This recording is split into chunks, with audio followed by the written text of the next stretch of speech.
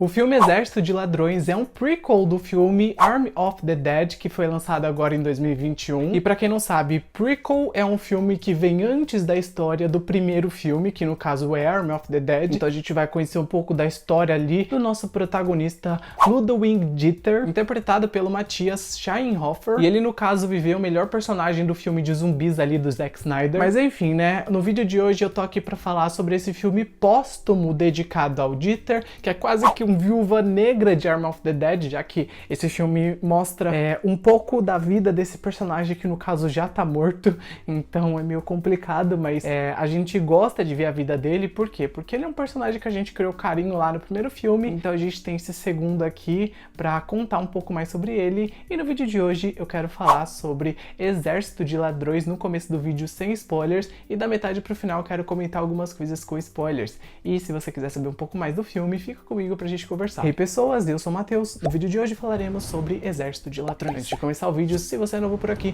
não se esqueça de se inscrever no canal. Muito fácil, muito rápido. Aposto que você vai curtir meu conteúdo, então clica lá no botão de se inscrever. Também não se esquece de deixar o like, que ajuda o amigo. Então clica no botão do like, não vai te custar absolutamente nada. Clica lá. E claro, deixa nos comentários aí a sua opinião sobre o filme, se você já assistiu. E se você ainda não assistiu, me conta se você vai assistir, que eu quero muito saber.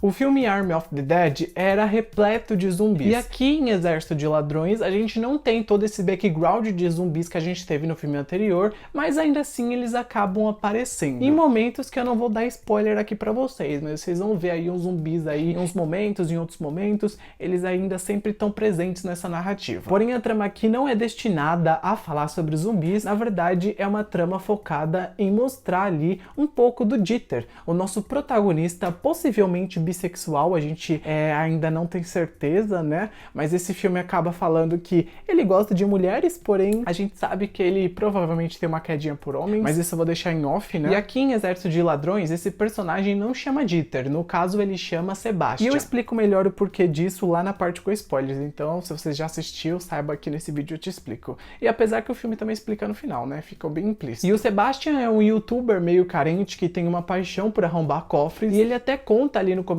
do filme a história nórdica do ídolo dele, que é o Hans Wagner, que ficou de luto e acabou construindo 4 cofres inspirados nas óperas do ciclo ali do Anel de Wagner, sendo que um desses 4 cofres a gente acaba vendo lá em Army of the Dead, que é o cofre, no caso, que o Dieter abre embaixo do cassino de Las Vegas, que no caso é o maior cofre, o cofre mais difícil, então foi realmente o desafio final da vida dele abrir aquele cofre. E enquanto aqui nesse novo filme a gente acaba vendo os 3 outros cofres que faltavam. Então a gente vê ali o Hengold, o Valkyrie e o Siegfried. E para abrir esses cofres, o Sebastian acaba sendo recrutado pela golpista Gwendoline, e ela integra ele na equipe de assaltantes dela, que é composta pela hacker Corina, o piloto de fuga Rolf e também o exibido, que se sente o líder do grupo, o Brad Cage, que provavelmente deve ser ali uma mistura de Brad Pitt com Nicolas Cage. Eu fiquei me questionando isso durante o filme. E essa equipe só tem apenas 4 dias para conseguir arrombar esses 4 cofres, porque no caso a epidemia zumbi tá se alastrando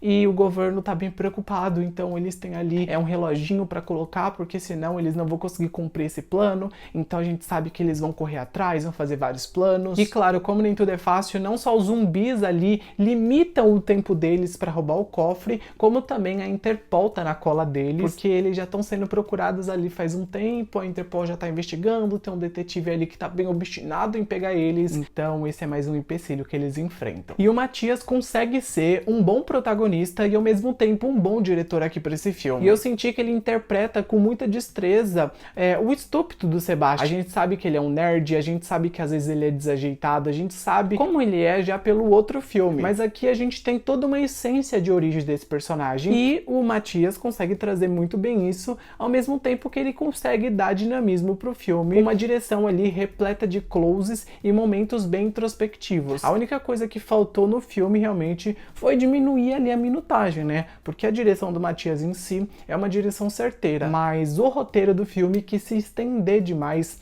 e acabou que a gente às vezes ficava só tendo cena de ação, cena de correria, algumas cenas ali um pouco mais densas, mais românticas, e pra mim faltou alguma coisa, sabe? Ao mesmo tempo que o ritmo tava legal, a gente ainda sentia que dava pra avançar umas cenas, dava pra avançar umas coisas, porque sinceramente o tempo do filme acabou sendo demais. E enquanto isso, a gente tem a parceira de cena do Matias, que meio que forma ali uma relação romântica com eles, e é a Gwendoline, interpretada pela Natalie. Ela consegue ali ser bem confiante com essa personagem e consegue também ser bem badass, sabe? Aquela mulher ali que não tem medo de nada, que sempre tá pronta pra luta. Ela tem uma sequência de ação aqui no filme bem legais. E a gente também tem uma história legal do passado familiar dela, que é bem conturbado. Eu acho legal quando os filmes trazem meninas ricas que são um pouco rebeldes, e essa personagem é basicamente isso. Então a gente vai conhecendo também aos poucos um pouco da história dela. E o restante dos personagens acaba às vezes ficando um pouco de escanteio. Eu sinto que eles tiveram uma introdução lá no começo do filme que falou um pouco sobre cada um deles,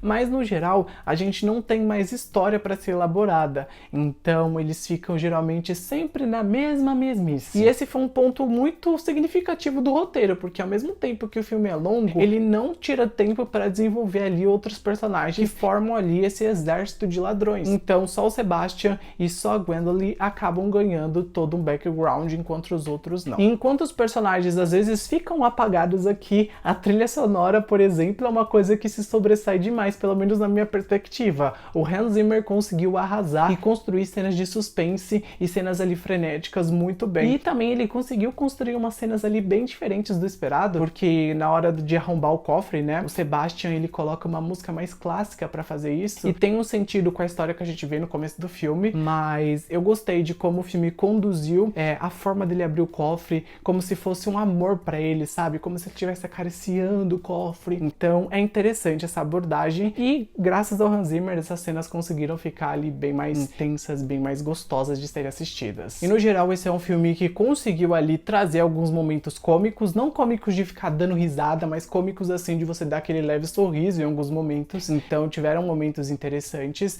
mas ao mesmo tempo eu ainda assim senti que é um filme que peca muito no terceiro ato. O primeiro e o segundo ato conseguem ter ali um ritmo que a gente aceita as coisas que estão acontecendo, mas chega no terceiro ato, tudo fica muito repetitivo, tudo fica na mesmice, e tudo ali se torna muito clichê. Meu Deus, como que o roteirista conseguiu fazer um último ato clichê igual esse daqui do filme? Era tudo muito esperado. Aliás, eu vou até falar isso na parte com spoilers agora, mas o terceiro ato foi um pouco decepcionante na minha perspectiva. Mas ainda assim, eu recomendo que vocês tentem dar um play nesse filme. É aquele filme pra você assistir ali no final de semana à tarde, sem esperar muita coisa, porque não é um filme grandioso, mas ao mesmo tempo ele entrega o que ele promete. Então se você tá procurando um filme de assalto, talvez esse filme te agrade. E claro, né, é um filme que tem ali umas cenas que você pode dar uma avançada, que não vai perder muito conteúdo, mas é um filme interessante aí que você pode encarar como um entretenimento momentâneo. E me conta aí nos comentários se você pretende assistir o filme. Se você já assistiu, me conta o que você achou, e a partir de agora falaremos sobre ele com spoilers. Então se você ainda não assistiu, não esquece de deixar o seu like, se inscrever no canal, que é muito importante, e a partir de agora teremos muitos spoilers, então já fica avisado. No último ato do filme nós vimos todos da equipe ali sendo presos. A Corina foi capturada enquanto o Sebastian e a Gwendoline estavam sequestrando o último cofre. Depois disso a gente viu os dois ali sendo emboscados pelo Rolf e pelo Brad, mas a Gwendoline acabou passando a perna neles e deixando eles ali para serem presos pela polícia, já que a polícia tava chegando ali, a polícia tava rastreando todos eles. E esse nosso casal acaba fugindo, né,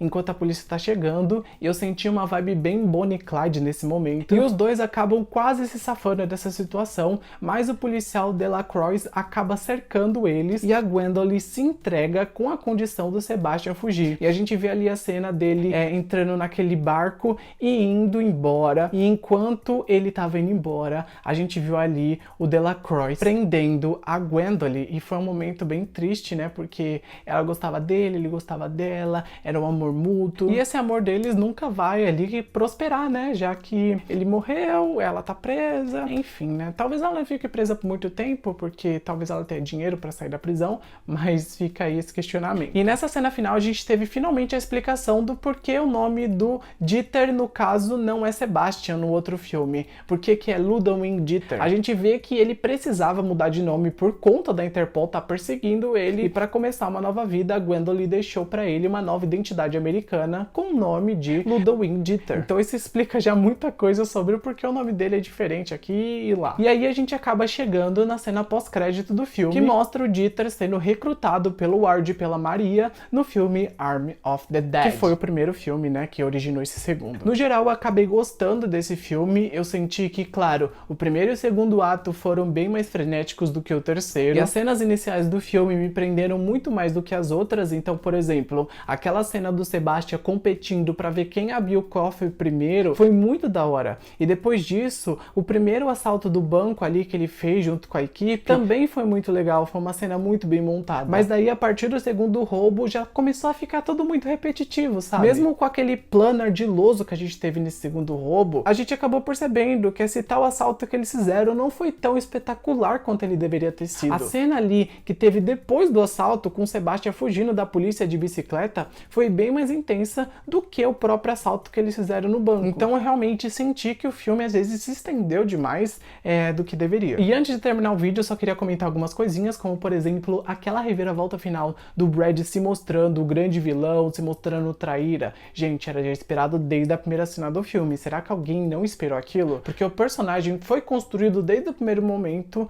pra ser meio que o traíra da equipe. Eu achei tudo bem que no começo do filme ele ia ter um caso ali com o Sebastian, né? Porque eu senti uma conexão entre eles naquela cena inicial, mas depois a gente percebe que ele ficou com a Gwendoline, então era óbvio que isso ia acontecer no final, porque, claro, pegou a minha namorada, pegou o meu dinheiro, pegou tudo. E eu só queria também pontuar que eu curti ali um pouco aquela vibe da Corina de falar português às vezes durante o filme. Então, dependendo do áudio que você assistir, né, eu assisti no caso em inglês, você vai ouvir ela falando vai tomar no cu na versão em inglês. Vai tomar no cu! Então é legal ela falar também outras coisas em português. Então eu achei interessante.